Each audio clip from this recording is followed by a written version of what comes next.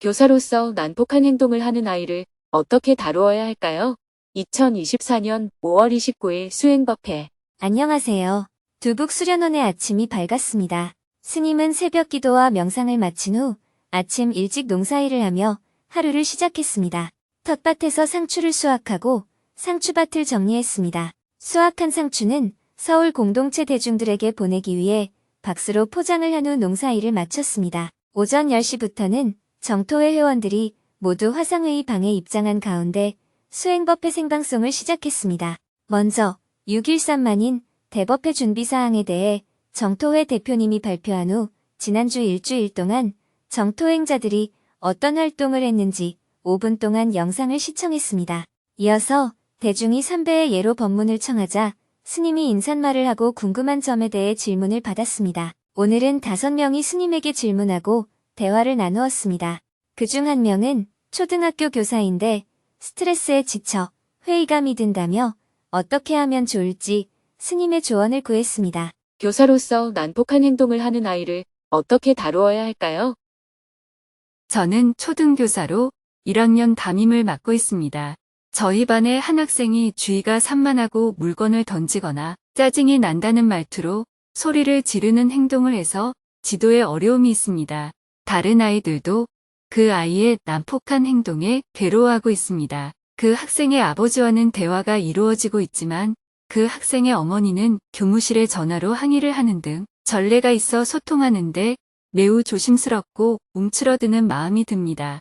그리고 저는 갑상선 항진증이라는 질환으로 평소에도 불안과 긴장, 스트레스에 취약합니다. 몸과 마음이 지쳐서 교사라는 직업에 회의가 들고 앞날이 걱정스럽습니다. 문제 학생과 학부모, 그리고 다른 아이들과 학부모님들을 어떻게 마주하고 임해야 할까요? 그리고 저의 갑상선 항진증을 어떻게 컨트롤하고 생활하면 좋을까요? 질문자는 우리 반에 문제아가 있어서 내가 교사로서 역할을 하기 어렵다 하고 생각하는 것 같은데 그것은 사실이 아닙니다. 지금 질문자가 교사로서 역할을 하기가 어렵고 두렵고 그만두고 싶은 이유는 자신의 정신적인 불안증 때문입니다. 그리고 갑상선 항진증이라는 질병으로 인해서 생기는 두려움입니다. 여기서 제일 중요한 것은 우리 반 학생 때문이 아니라 자신의 문제라는 것을 먼저 자각하는 것입니다. 내가 갖고 있는 문제는 바로 질환 때문에 생긴 것임을 알아야 합니다. 첫째, 내분비외과 의사의 진단과 그 결과에 따른 처방으로 치료를 받아야 합니다.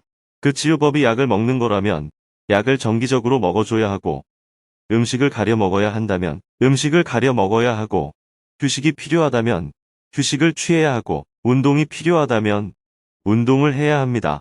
이렇게 그 질병에 대해서 자기가 적절한 대응을 하는 것이 필요합니다. 병이라는 것은 완치가 되면 좋지만 대부분의 체질적이거나 선천적인 병은 완치라는 것이 없습니다. 그래서 이런 질환은 잘 관리해야 합니다. 잘 관리해서 나에게 이 질환이 있지만 내 생활에 크게 방해가 되지 않도록 해야 합니다. 그래서 질문자가 가져야 할 첫 번째 입장은 나의 몸과 마음에 생긴 병을 자기 스스로 잘 관리해 나가는 것입니다. 둘째, 병이 커서 내가 내 몸을 관리하는 게 너무 어렵다면 직업을 가질 수가 없습니다. 나 자신도 남으로부터 도움을 받아야 하는 상황인데 내가 남에게 도움을 주는 일을 어떻게 할 수 있겠어요? 직업이라는 건 내가 돈을 번다는 의미도 있지만 엄격히 말해서 그 자체가 남에게 도움되는 일을 하고 내가 돈을 버는 것입니다.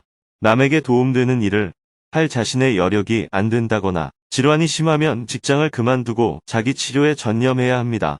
그런 다음에 질환이 잘 관리되면 남에게 도움이 되는 일을 할 수가 있습니다. 즉, 직장 생활을 할 수가 있다는 얘기입니다.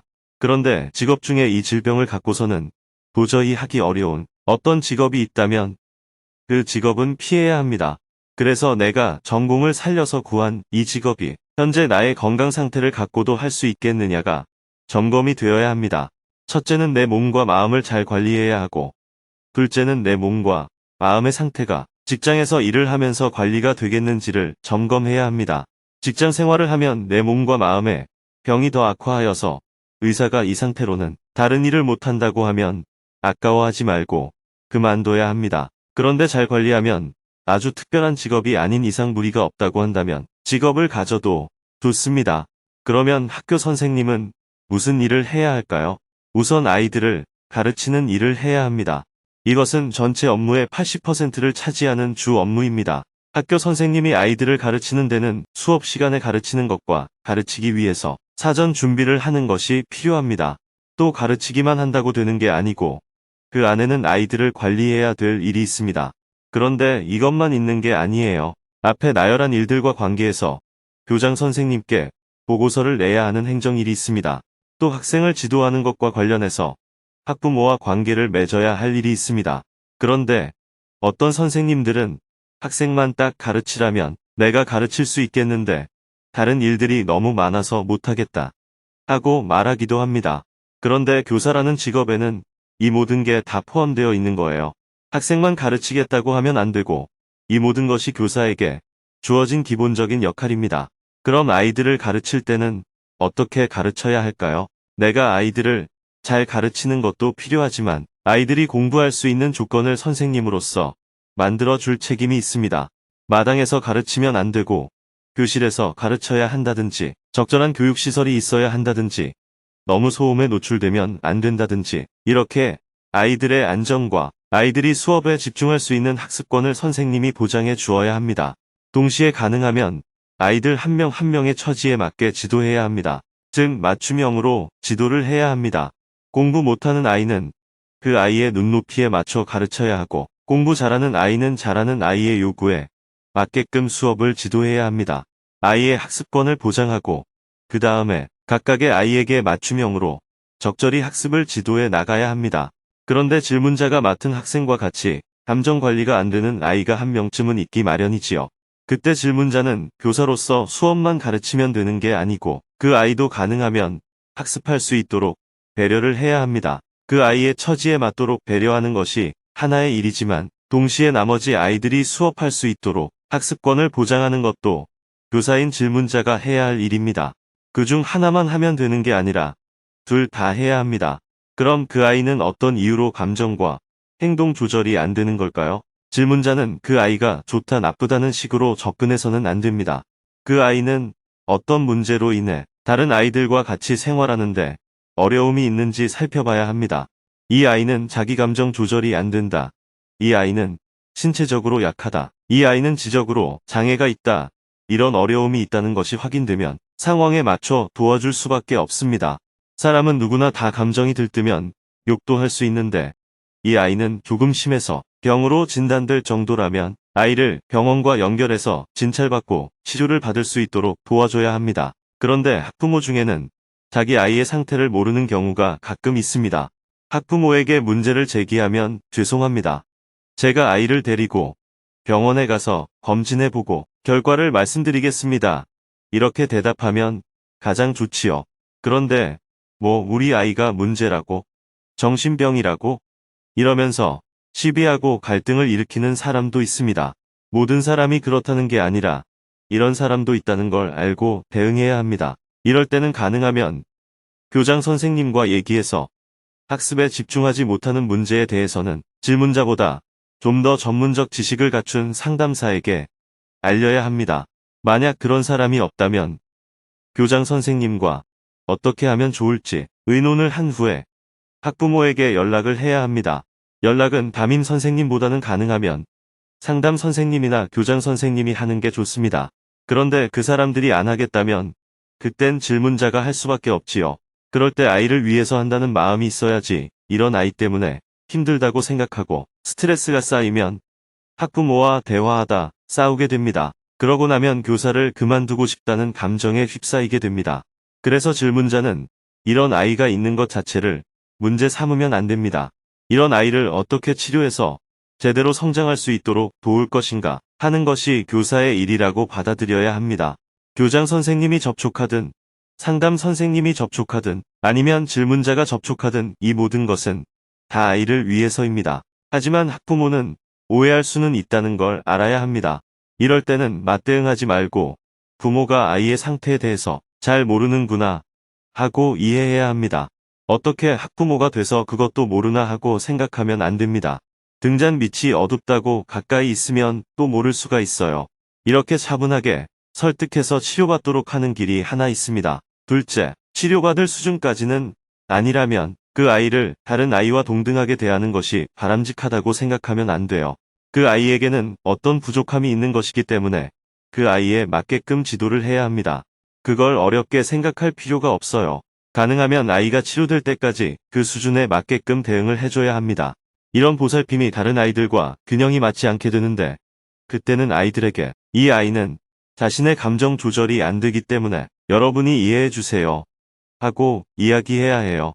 그런데 이것도 사전에 학부모와 상의해야 합니다. 왜냐하면 학부모와 상의하지 않으면 아이들이 우리 아이를 비난해서 우리 아이가 엄청나게 정신적 충격을 입었다 하면서 아동학대라는 명목으로 고소를 당할 수가 있기 때문입니다. 그 아이가 치료를 받아서 자신을 스스로 조정하는 게 가능하면 그 선에서 하고 학부모가 반대하거나 치료받을 수 없는 조건일 때는 선택을 해야 합니다. 그 아이의 행동은 이해하지만 다른 아이들의 수업을 방해한다면 교사는 아이들의 학습권이 침해받지 않도록 보장해 줘야 합니다. 내 말을 안 들어서 기분 나쁜 게 아니라 다른 아이들의 학습권을 침해하기 때문에 교장 선생님과 의논해서 아이를 상담 선생님께 데려가서 상담하도록 한다든지 어떤 다른 방법을 찾아보도록 해야 합니다. 아이가 이상한 행동을 보일 때는 주변에서 수용하고 배려해 주는 게 필요합니다. 그러나 질문자가 이 아이를 위해서 다른 아이들에게 배려하라고 가르쳤다고 해도 아이의 학부모는 자신의 아이가 뭔가 부족한 사람처럼 비쳤다고 오해하기 쉽습니다. 그래서 사전에 학부모와 의논해야 합니다. 반 아이들에게 이 아이의 사정을 얘기해서 갈등 관계를 피하고 이해를 바탕으로 조화롭게 나아가야 합니다.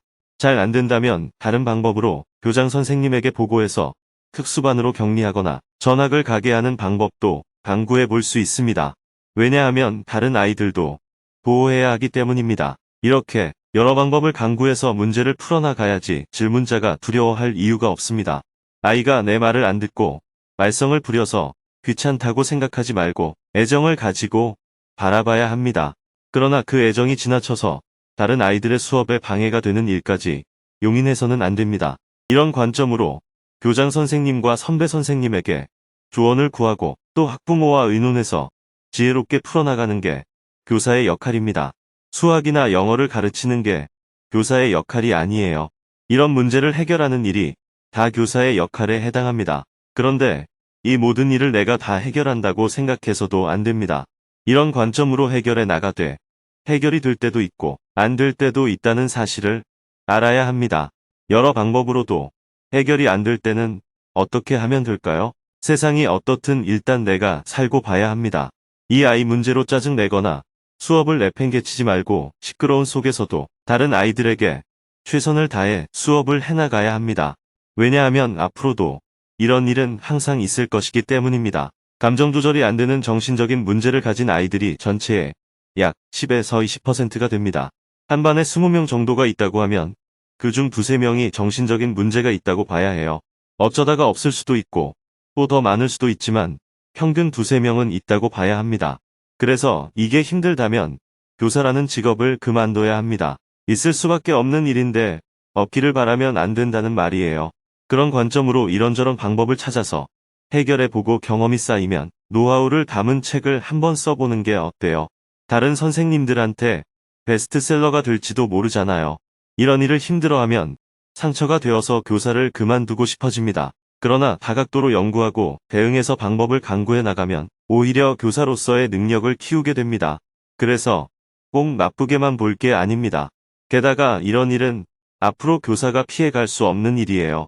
옛날에는 정신적인 문제인지 모르고 버릇없다고 매로 때리거나 벌을 주는 식으로 해결했다면 지금은 그렇게 해결하다가는 아동학대로 고발당합니다. 이제는 여러 가지 방법을 고안해서 지혜롭게 해결해 나가야 합니다. 이 문제로 인해 자꾸 그만두고 싶은 생각이 든다면 그것은 아이 때문이 아니라 질문자의 정신적 문제인 것을 알아야 합니다. 먼저 나부터 치료가 필요하다고 봐야 합니다. 다행히 학부모가 아이의 미술치료와 상담 치료를 받으러 갈 예정이라고 했습니다. 굉장히 기뻤습니다. 교감 선생님께 상황을 설명하고 스님께서 해주신 말씀을 잘 기억해서 앞으로도 계속 노력하겠습니다. 감사합니다. 만약에 학부모가 성질을 내더라도 힘들어하지 말고 담담하게 들으세요. 학부모의 얘기를 그냥 쭉 듣고 이렇게 대답하면 됩니다. 야, 알겠습니다. 그런데 제가 몇 번의 경험을 통해서 보기에는 아이가 진료를 받아보는 편이 좋겠습니다. 상대방의 말에 너무 끌려가지 말고 담담하게 얘기하세요. 그렇게 대응하면 상대방이 악을 써도 진심이 전해져서 바뀔 수도 있습니다. 물론 안 바뀔 수도 있습니다. 꼭 바뀐다고 생각해서는 안 됩니다. 이런 아이들은 앞으로 자꾸 늘어납니다. 수행을 하지 않아서 대응을 못하는 교사들은 이 문제를 견디기 어렵기 때문에 앞으로 교사가 3D 업종이 될 거예요. 미국 같은 곳은 벌써 교사 구하기가 어렵다고 합니다. 교사는 힘들다는 인식이 팽배해서 아무도 교사를 안 하려고 해요.